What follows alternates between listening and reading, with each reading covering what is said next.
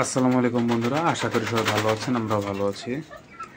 আজকে আমরা যে জিনিসটা নিয়ে আলোচনা করব সেটা হচ্ছে বর্তমানে আমাদের একটা ট্রেন্ড হয়ে গেছে খাঁচার মধ্যে দেশি মুরগি পালন।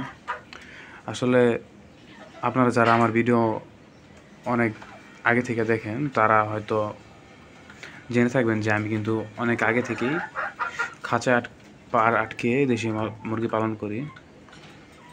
এখন যেটা আজকে বলার জন্য যে খাঁচা এবং ছেড়ে দেশি মুরগি পালন করে কোনটা পালন করে লাভ।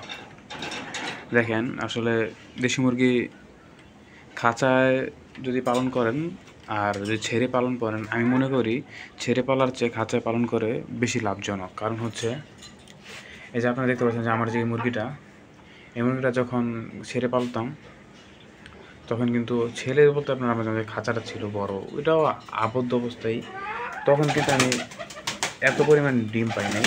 আর তখন মুরগিটা কিন্তু কুচো হইতো। এখন আটকে পালার কারণে আমাদের কিন্তু মুরগি এখন আর কুচো হয় না। তার ফলে কিন্তু আমরা মুরগি থেকে আগের থেকে অনেক বেশি পরিমাণ ডিম পাই। আপনারা দেখতে পাচ্ছেন যে যে আমার মুরগির যে খাবার খাওয়ার জন্য ছাগল চলে আসছে।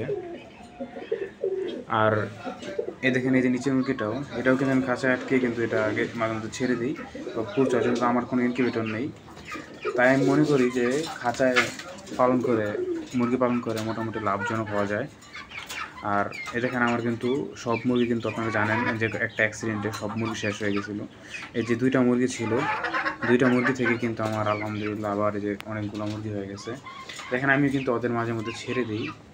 আমারটা যেটা বলতে পারেন আপনি অর্ধ আবদ্ধ এবং আবদ্ধ অবস্থায় মুরগি পাললে আসলে আপনার পরিবেশের উপর ডিপেন্ড, যে খাঁচা আবদ্ধ অবস্থায় অর্ধ আবদ্ধ অবস্থায় যেভাবেই পালেন মুরগি পালন করে লাভ হওয়া সম্ভব।